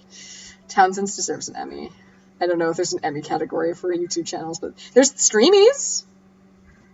There's the Streamies. He could have won a Streamie. I don't know if he's entered them, but there's Streamies. I also love the fact that he and Max Miller did a stream together, and that to me is just like, he's also, I can't remember the name of the guy, but he's like this, I want to say Texas, but that's so stereotypical. He might not be Texan. He could be from Montana for all I know. There's this country fella. You didn't know? Girl, okay, hold on. I'm gonna hook you up. Okay. I'm gonna blow your mind, okay? Just hold on. But they did a crossover. They did 100%. I'm not fooling you. Let's see, Townsend's and Max Miller. It was an hour and a half. They did an hour and a half live stream on September 26th.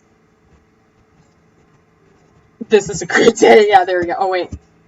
Oh my gosh, Carl already got it. Thank you. Yeah, okay, so he got it already. I'll just post another link that goes directly to it, but there you go. Yeah, no, it's there you go. Yeah, no, I can't. Oh, the Cowboys channel. Okay, so there's a cowboy guy. So I posted the video of the crossover. That was an hour and a half live stream that they did together. The Wholesome Boys combined from East Coast to West. And then what Kyle shared was the channel to this cooking cowboy guy who's just, I think it's daughter films, but it's so wholesome. It's really nice. And the recipes he shares were actually like really good. Like he talks about how to soak the beans when you're making beans and rice, the type of beans, why you need to soak it, really actually explaining it. And the guy wears his cowboy chaps and his cowboy hat, and he's out on a farm, and there's farm dogs, and I'm like, it's like, well, he also makes like real versions of like the fast food, and I know I missed it. Yeah, but hey, listen, now you know, you can watch it when you're having another rough day, and you can sit down and watch the two Wholesome Boys. But no, Townsend is going to hang out with the cowboy cook man, who I don't know his name. Maybe it's Cowboy Cook. I don't know what it is, but he is a cowboy. I'm a cowboy, baby. I love that vine. It's so dumb. But he's also super wholesome. Like, I swear it's his daughter who's filming, and they have bloopers and stuff at the end. But he's going to be on John Townsend's live stream on the Nutmeg Inn, I think it's called. The Nutmeg Tavern is when they do it. But yeah, no, he's going to be on live stream then. And I don't know if I'll watch it live, but it will be enjoyed by my household for sure at one point or another. Yeah, no, well, I'm sorry you went through a rough time, but now you know, and now you can enjoy the good boys together. But yeah, Max Miller and John Townsend, please just watch their stuff. I don't know if I would be doing this if it wasn't for them, to be quite honest. Maybe I would have. I don't think I would have gone. There's also Cooking with Dog, though, so who knows, but they were definitely an inspiration. I definitely, if ever I become larger, if ever I get a bigger following, I will definitely, I definitely would take inspiration from them, just in terms of content, in terms of the style, in terms of the structure, in terms of the structure, because their structure is really, really, really good. And of course, it'd still be my own kooky, nonsense. Probably I'd have zoom ins, like, just fun stuff like that. Different stuff than that, but definitely in terms of how structured, Max Miller especially, both of them just have fantastic editing and structured stuff. It's just so good. The content is great, but the way in which it's put together. Well, thank you. I hope that I rise and succeed in some capacity, and maybe it's here. I don't know. Which is why I hate to chill, but that's why I'm like, if you haven't followed, please do, and spread around. If you can. Like, I don't do that just for attention. I really do it because I want to try and make something of this. I really would like to try and make something of this, sincerely.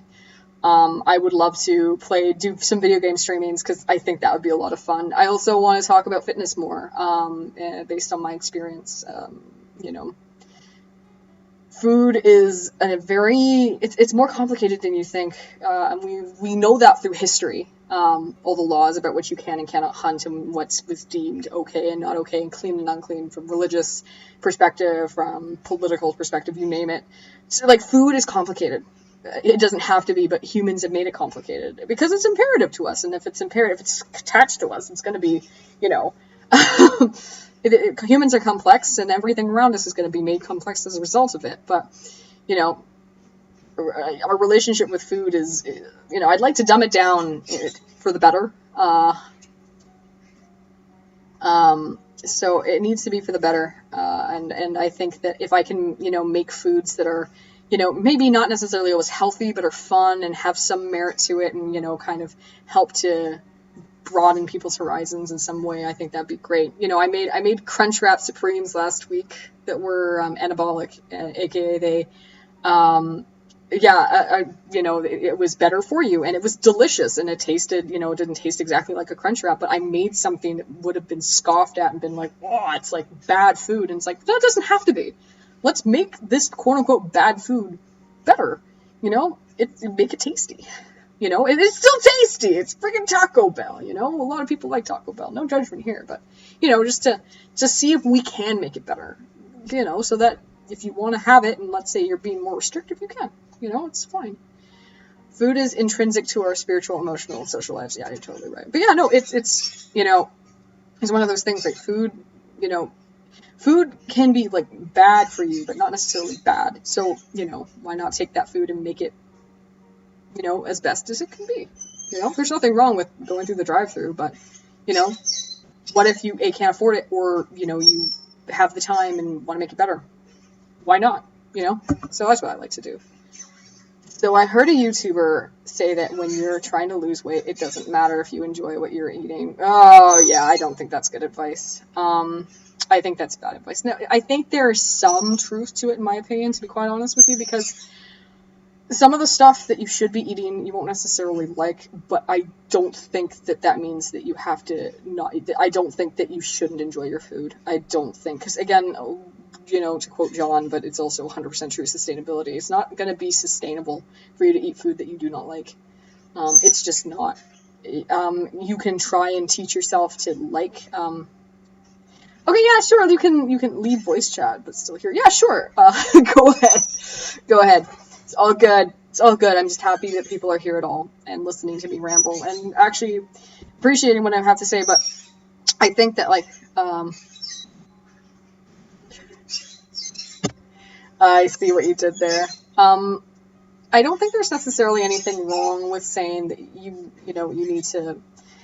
Because food, you should, let me try and rephrase this. I think that you don't have to be subtle, don't worry about it. But you could have been subtle and we would have gotten it, I think. Here's the thing.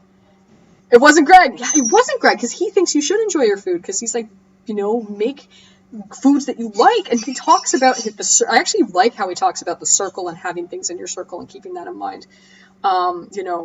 I think that actually makes a lot of sense. But here's the point. You need to enjoy what you eat. So you need to find things that are within the scope of quote unquote health that are going to help you reach your goals that you like. Maybe you don't like asparagus. Okay, don't have asparagus, but maybe you like broccoli, so roast broccoli for yourself. That way you can actually enjoy it and it's sustainable. Maybe you like peas. Maybe you don't like green beans. That's fine. Just find the things that you like that are in the purview of health. And let's say you don't like vegetables at all. Like I would be the first person to say I'm terrible when it comes to eating my greens. I have an overwhelming sense of taste. I find vegetables to be very overpowering and very in your face, and it's just I was raised being given lots of a variety of fruits and vegetables, and I just never ever really clicked onto it. It was either a texture thing or a flavor thing. So I'm bad at that. So I really try and sit and think and like, well, what is it? I know what I need to do. How can I do it in a way that I'm not going to be miserable, right? And I think that's the key. Because, you have to get used to eating some things that you might not necessarily love, but you need to at least like it. And you can find ways to make it better. And I think that's important. But to flat out say it's just fuel, it doesn't matter if you enjoy it or not, because why would you do it? Why would you do it? That's one of the reasons that, diets fail. Your diet is what you eat. It's not a fad, right? It's very bland, and then I went to culinary school, and the whole world opened up, baby. There you go. So it's one of those things, like I've always been taught to experiment and throw in spices, and praising your food changes the flavor. It changes it, and it's still like broccoli, but carrots, if you put it in a broiler, it's a totally new thing. Like I will be making my carrots. Your diet is what you eat. It isn't a fad. Please put that on a t-shirt. I have so many phrases. I don't have the capacity to put it on a t-shirt, but I have so many phrases that I'm like, John is like quoted now. I'm like, just please put it on a shirt. I don't want your money. Just give me credit for it. But yeah, no, but your diet legitimately is what you eat. It's not a fad. So your diet needs to be what it is that you are willing to eat, what you can eat, because there are food deserts. There are things that are too expensive. Even if you're not a food desert, you might not be able to afford some things. You might have an allergy, or you might have a disease that limits what you can eat. So you need to look at your diet and make it work for you. I might not be able to afford, all these vegetables all the time because the thing is, it's expensive. And in my mind, if I want to try and make myself eat something that I do not like, I don't necessarily want to spend a ton of money on it. So buy frozen veggies, and try and incorporate it. Stir fry. You can put vegetables in there and meat and a little bit of rice, and you're golden. You're done. It's perfect. You're getting some of your greens in there, and you can enjoy it. Boom. Big part of my job at the school district was bridging the gap of the food desert, introducing new foods and veggies to kids who typically I have seen. What Brittany's talking about, I don't know if you guys, so the concept of a food desert, I'll quickly go over, is where access to food is difficult. So like some areas even in busy, cities, there's some areas, pockets within the cities where access to food is difficult, whether you have to drive to get access to it, whether the transit isn't good to get to it. It's not within an easy radius or range for most people to access quality foods. So they rely on corner stores and fast food places. A lot of places that, because grocery stores and the like are going to set up where they're going to make money. So if there's an area that, doesn't necessarily have the means to spend it there, they might not necessarily stay and they'll leave. It's also a matter of rent. There's a lot of different things that contribute to food deserts, but they're real, and it's a scary thing. So a lot of these kids, you're like, what's this? It's a kiwi. And kids legitimately will be like, I don't know what that is. What is that? I don't know. And it's a reality. So, that's one of the reasons why when I'm like, eat within what you can, you have to just do what you can, because it's not necessarily just about your fitness goals. It's not just about what you can and can't eat, because, if you eat a carrot, you'll die, or peanuts, or have Or here's another example. Or you're diabetic and you have to be really careful with how much you do or do not eat because you can die. Or, it could legitimately be your budget. So you need to try and eat as healthy as you can with the resources that you have, and also keeping in mind your taste. Like, I am incredibly lucky that I have access to grocery stores all over the place, and I know that. It's just my sense of taste and texture, and it's just, and also, like, I don't work right now. I don't want to spend all this money to try and change, because that takes time to change your taste buds, to change your sense of taste. It takes time to readjust to that. So, and that means time, and that means money being spent on things that I might never learn to like. And it goes bad. So it's one of those things. It's something to really think about. So, speaking of food, yeah. Anyways, point being, so yeah, whenever I say your diet, I mean what it is that you eat. And sometimes you need to change what you eat, and sometimes that's okay. That's fine, but just, it's something to really keep in mind. And I don't think a lot of people do. A lot of people are so desperate to achieve a certain goal, and there's nothing wrong with achieving a goal. It's going about it the right way. So gradual changes. I love what Greg Doucette says about the circle. Keep in mind, what is your circle? What can you fit in your circle? What do you have to trade within your circle in order to get to where you're going in a healthy, sustainable way in which you will enjoy? Because if you don't enjoy it, you're never going to do it. And if you jump on a fad that's not a diet, that's a fad. And fads fall out of favor all the time. So my advice to you is, I've tried reaching my goal in unhealthy ways, and it doesn't work. No. And if it does work, it's going to work for a very short period of time. And it may make things worse or have other unintended consequences. So it's just not worth it. It's just not worth it. It really isn't. Wow, we're getting heavy. But yeah. See, this is one of those things where I'm giving advice. Obviously, if you have questions about your diet or anything like that, please talk to a doctor or a dietitian. But what I'm saying isn't wrong and is generally universal. So if you have questions about your own specific diet, talk to your doctor and be referred to a dietitian. There's a difference between a dietitian and a nutritionist, which one is better. But point being, you need to like what you eat. You have to like what you eat. Even if you're reducing your calories, and even if you want to change your diet, you have to do it in such a way that you enjoy it, or at least you can tolerate it, and change it up in some ways maybe that you didn't think of. That's one of the reasons I really like Obese to Beast Discord, is because there's all these discussions of people like trying to change things up in a healthy way, and people like saying, why don't you try this recipe? And it's fantastic. So people are helping each other change the way that they eat in a healthy way with good recipes that taste good, that some of them are decently budget friendly, that are access friendly. Because not everybody, again, we're talking about food desert. If you live in a food desert, the likelihood that you would be able to afford to get a delivery service for food or order on Amazon all the time or anything like that is slim. Maybe not. I know that there's one place that in my city even that's technically considered a food desert, which is really sad. They do have something that they have been actually doing as a program, is driving with fresh produce, and people can go and buy things. It's fantastic. But it's just really good to see people kind of helping each other and finding solutions, for one, and helping each other basically help themselves ultimately. Because if you're in a community, sorry for the segue, I swear, this all started with Meatloaf, okay? The thing is that, your environment might be such, but it is ultimately up to you to change. Maybe that means changing your environment, in some way or shape or form, but, you are the one who ultimately can make that change for yourself. And it might not be easy, but it is ultimately up to you. And so learning to help yourself in whatever resources that you have is the key to positive change for yourself in any capacity, like 100%. Oh, Brittany's got more stuff. I love when she talks. You're so good, Brittany. Saying all this good stuff. A dream of mine is to buy small plots of land in food deserts, start community gardens.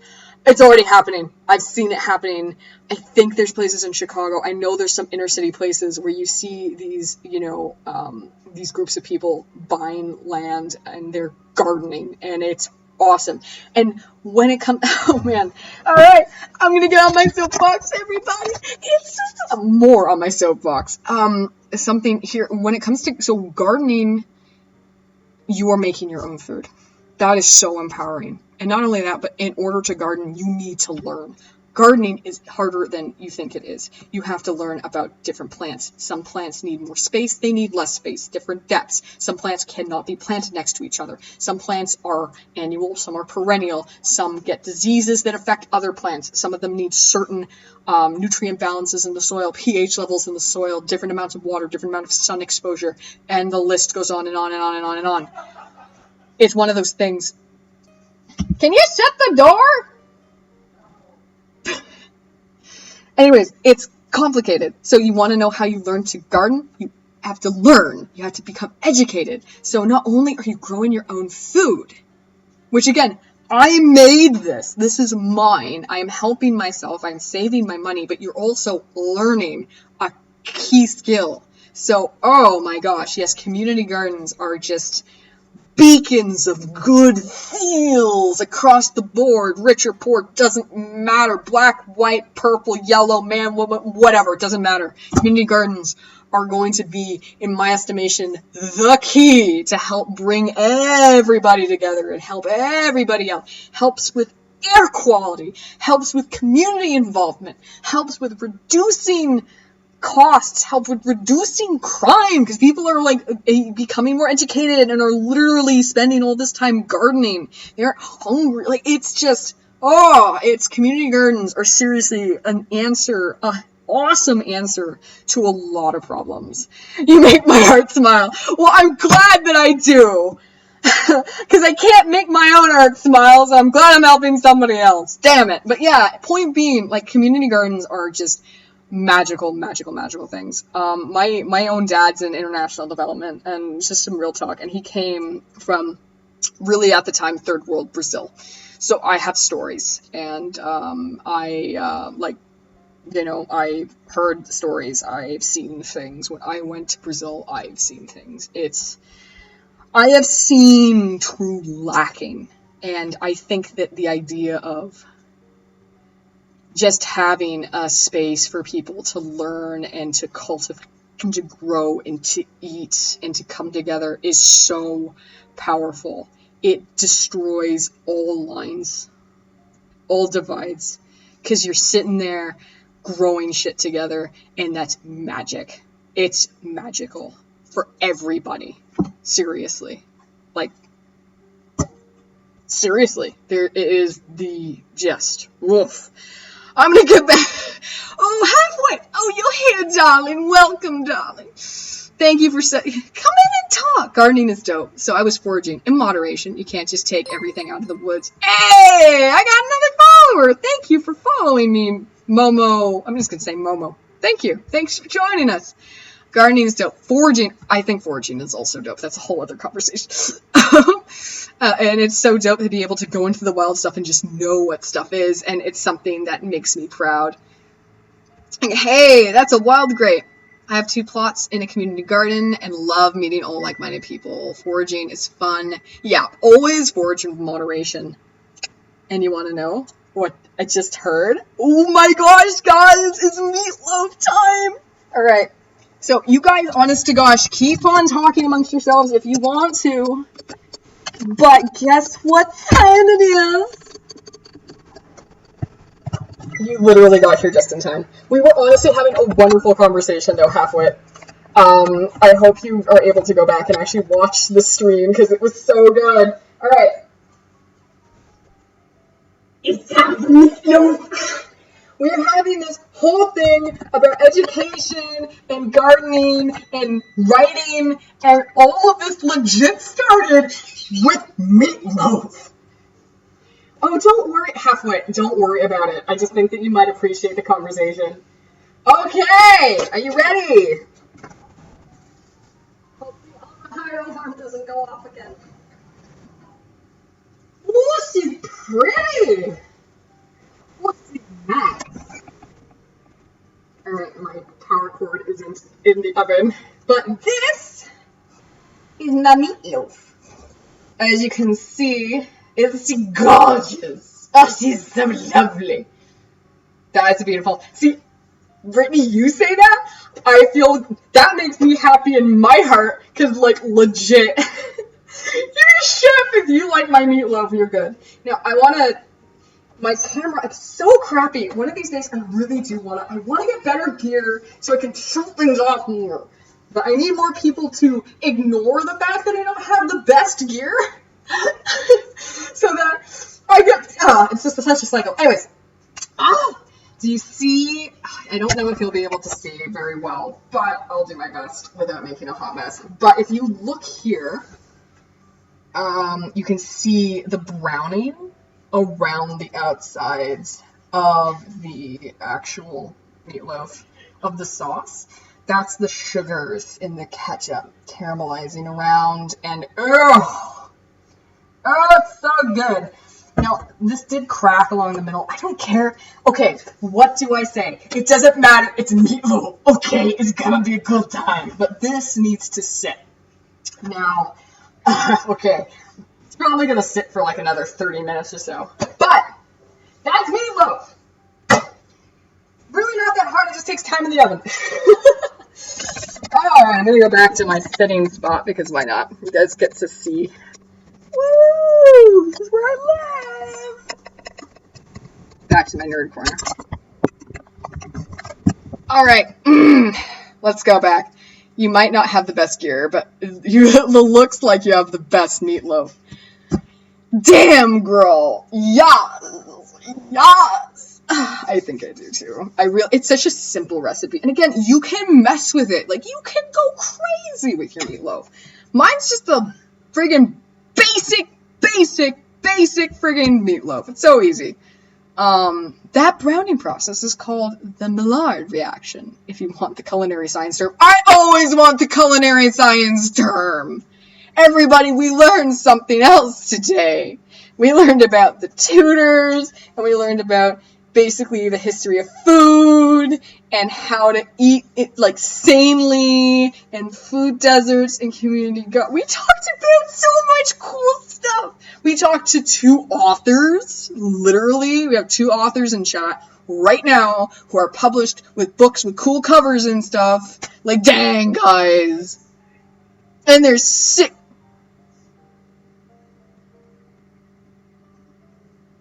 I don't know if he's talking about me or not right now. If I'm just saying that about him or not. So it happens when you have someone watching the stream and someone who's streaming in the same house. But oh my gosh, yeah, no, this wasn't. Oh my gosh, sorry, I just saw the comment. I also am super awkward. I'm not gonna lie, I can't take compliments very well, but I generally can get pretty hyped. Oh man, I ordered a costume, actually. One of the few things I actually decided to treat myself with. I actually got a costume. I'm really, really excited. Because I might do a stream with that on, and then I'm going to be just hype. I really need contacts for that, though, but whatever. Because then I'll be actually hype in style. Except, I need better lighting. Oh my god, I need friggin' better lighting.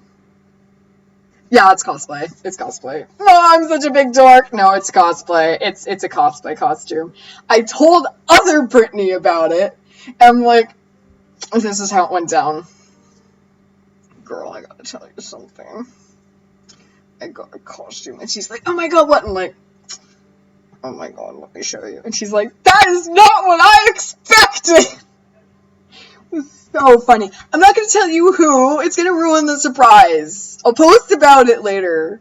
Let's just put it to you this way. I will stream a video game that it's associated with.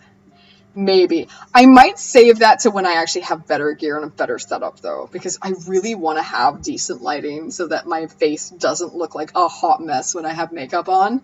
Because, ugh, it's not great. It's not great. I tried to stream a video game. I did stream a video game once. If I ever cosplay, I'm going to be Eeyore. I will be Eeyore Piglet Tigger at once. I'll try and make that costume. Just Oh my god, no, he's not talking to me. He's talking to his friggin' friend. I can hear him talking in the other room.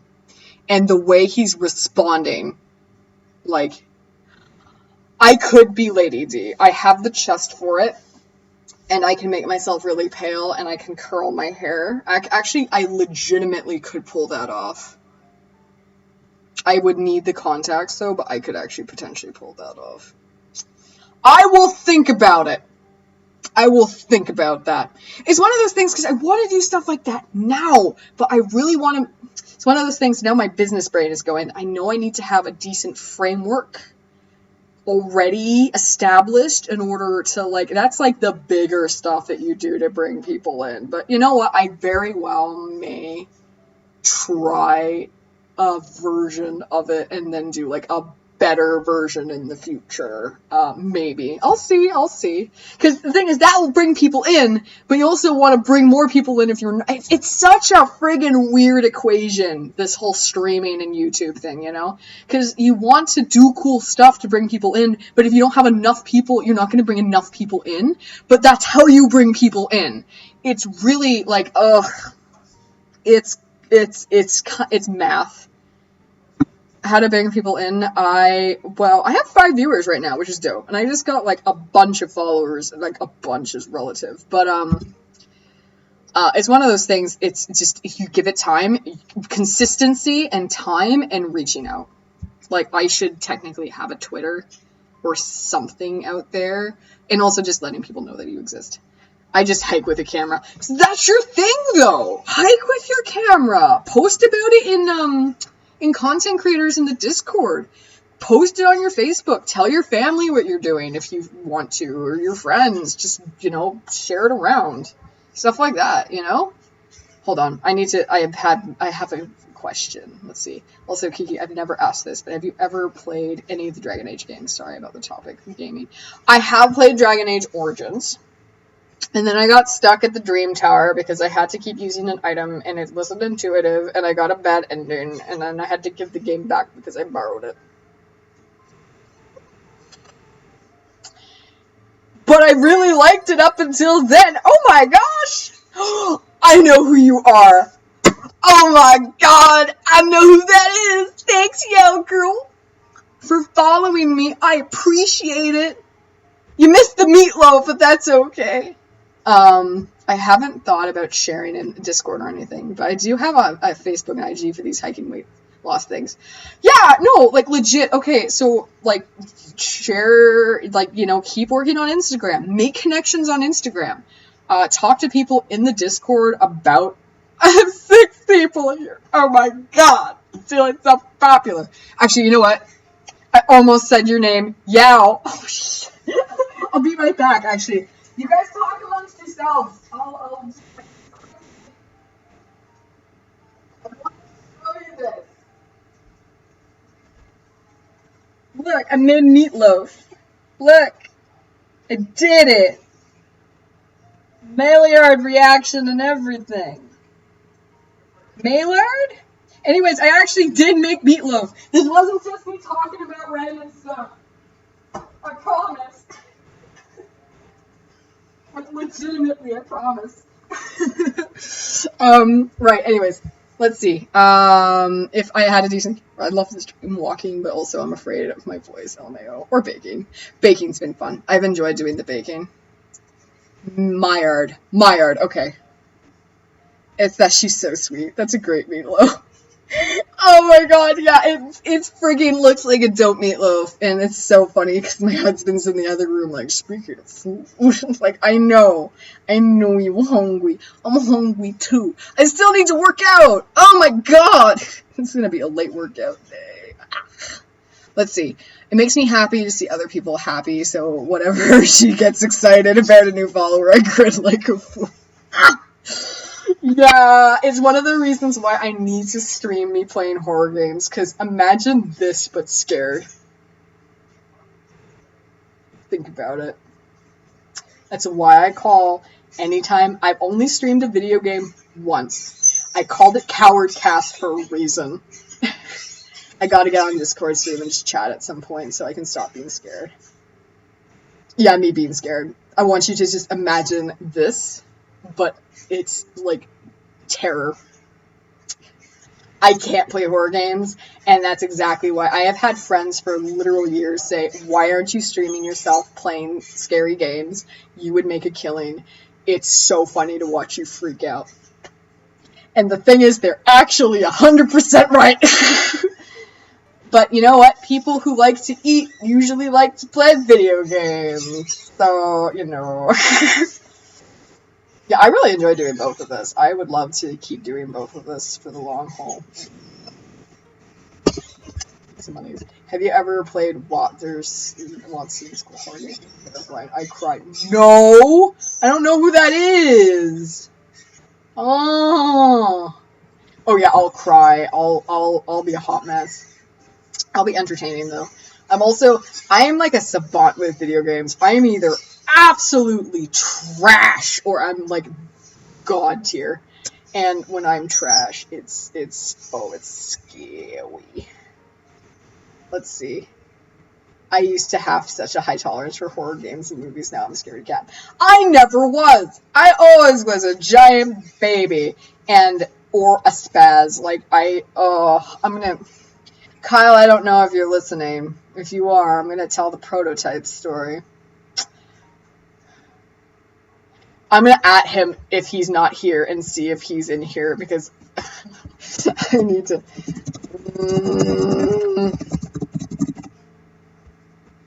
He might want to be in here for this. Oh, he just heard that. Oh, okay. So, once upon a time, there's a video game called Prototype. Start Alex Mercer. It's really cool. And I'm just talking with the boys right now. Okay, well, anyways, I'm gonna bear my...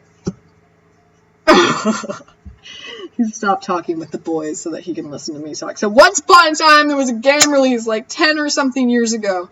And it was called Prototype, and you play this guy called Alex Mercer. And the whole thing about Alex Mercer is that he's like a shape-shifting guy, and he gets a virus, and he's like, I need to go get revenge, because what they did to me. So the whole thing is you running around as this guy who can grow his arms and get giant fists, and also like absorb people, and then look like them, and have knife hands, and run really, really fast. And, well, let's just say when you are looking around trying to figure out where to go and you're running really, really fast, well, it's a thing. So I'm sitting next to my then boyfriend, now husband, who, can look around at a setting while going really fast and realize I need to go that way with no issue. I had all the issues and was running up buildings that I didn't mean to run up, so I started screaming because why am I running up this building and how do I make it stop? And he's desperately saying, no, you do this, and I'm like, but I don't know where to go, you go here, and it was just non-stop, like just madness, just absolute madness. And there was like a tower that I was trying to get. It was so easy. He did it one try. Literally ran up straight on top of this tower to get this collectible. And I couldn't do it because I kept veering slightly off every time. Spent like over an hour trying to do that. And he's just sitting there. Oh my god, it was so, and I'm sitting there like freaking out because there's helicopters shooting at me all of a sudden, and I run away, but again, you're running really fast, and you don't know where you're going, so it's chaos, and you're running, and you're flipping cars, and you're like, I didn't mean for this to do. Oh my god. I was so embarrassed. I was trying so hard. But then, so, like, that is me at my worst and probably most entertaining. Then there's me at my best. That's another story, kiddos. Just to fasten your seatbelts for this one. So once upon a time, I played this game called Team Fortress 2. I love this game. And I played a sniper. I also was really good at engineer and pyro. I couldn't be scout because you went too fast, and that scared me. But anyways, I can't go fast in video games. Oh my god. Anyway, so I was really good at sniper. Like, really, really, really, really good at sniper. And how do I know I was really good at sniper? Because I knew all the little angles. It was getting headshot after headshot after headshot after headshot. One day, I was playing against another really, really good sniper. And this sniper had figured out the exact inch on that side of the map. And I found my exact inch on my side of the map. So we're killing each other constantly and everybody else. And I hear on mic, I can't make this up, I hear on mic, get the sniper! Someone is coming in and out on the other team, losing their goddamn mind over me, because I'm the sniper. I'm the only one on the team who's the sniper. I'm the one they're talking about. Fast forward months. I go to the first ever Comic-Con in my city, okay? And I happen to bump into this group of cosplayers. I'm like, oh man, I really like that, like, outfit. Those sunglasses are dope. We're just talking, alright? It's fine. And then I honestly can't remember how it came up. It's like, hey, you're really cool. What do you like to do? I'm like, I like video games. And she says, I like video games. What do you like to play? I love Team Fortress 2. No kidding. I love Team Fortress 2. What do you play? Oh, I play as the sniper. What about you? I play as the sniper. Really? Yeah. Hey, I got a question. What's your username? Spaghetti Girl. Oh my god. And this is where things get crazy. Because that girl I was talking to was a sniper on a sponsored team. They were practicing for an event. And I was kicking their butts. The person losing their mind was the medic who was team captain. So I unintentionally went head-to-head with a sponsored team and was beating their asses. So I can either go to running up buildings screaming in a panic, not knowing what I'm doing, or literally on par with pros. There's almost no in between. I am either amazing or trash. Oh my god. Anyway, someone just left. I know it's a bit of a whatever, but point being, hilarious. It was just, both instances were hysterical. My absolute bests are really funny, and my absolute train wrecks are funny. And in my opinion, the worst are funnier too, because I just, oh my god. Yeah, it was pretty amazing. And it was so funny. I can't remember her name, but she was dressed up partially as a troll from Homestuck. And she had the red glasses, and she just looked at me and she's like, well played. Because, at the end of the game you say GG, and she's just like, IRL, GG. And we shook hands like bros. Oh, thank you so much for stopping by. I really appreciate you coming on and following me. Yay! Good times. But no, my gosh, no, it was the funniest. Kyle was just absolutely losing his mind while I was losing my mind playing this game. We can't beat, Inky and the Ink Machine? I can't remember, the Ink Machine. We almost couldn't beat the first chapter alone because I was sitting behind him. I wasn't saying a word, but my aura of tension was so great he couldn't even play. He's like, I can't play this game with you, freaking out behind me. I'm like, I'm not freaking out. I'm being really calm. No, legit, it was just, I was so afraid. It was just like an aura of tension. I jumped, he jumped, it was just, oh my god. So, needless to say, I need to play Soma. That would be a great game to watch you guys go. I also want to legit get some art for the channel. I want to get, a backdrop for Cowardcast for when I do that. And PEWtine stream. Which I do love the origin for that. But you know what? How long has it been? I've been streaming for ages. And some of you guys have legit been hanging out here for ages. And that's really cool. I know I've been streaming for more than 2 hours because gosh darn it, the music's been going on for a while. But thank you so much for coming to the stream. I think I'm probably going to call it. I really loved this is fantastic. I say spread it around because I want more people here so we can have more talky times because that was great. Love having discussions like that. And I don't want to have just discussions necessarily with me and you guys. I want to have it with me and you guys and you amongst each other. just having a chat. So seriously, spread it around. The more the merrier. I try and do it every Friday. And if you guys want to come along and either play games with me or we'll have some good cooking time together, that would be great. Like seriously, like just bring the people in. We'll have a good time. I very much enjoy it. This is probably one of the most fun stream I've had, just because of the discussion. Really, that's really made it. It's true in terms of engagement. Like I'm glad you guys have stuck around. A lot of you have, so you guys are enjoying my nonsense. So that's pretty cool. But just spread her around if you can. So we can grow. I don't know what I will eventually call you guys if ever I become big enough to actually have like a posse and be able to call you guys. Maybe the posse. That could be fun. But I've really been enjoying this particular stream. Like, I've really enjoyed it. I had a lot of fun. And we learned things! We've learned a lot of things today. Legit. I love nonsense. Well, good, because I'm made of this stuff. That's why I'm mod. That's why I was chosen to be a mod. I'm just rife with nonsense. Not really, but it's a joke. Anyways, so guys, thank you so much for stopping by. I really appreciate it. Follow if you haven't, share around if you don't mind doing that. I really had a lot of fun, and I'm gonna go eat my friggin' meatloaf, my tasty, tasty meatloaf. Anyways, thank you so much for stopping by, and I'll see you guys hopefully next week.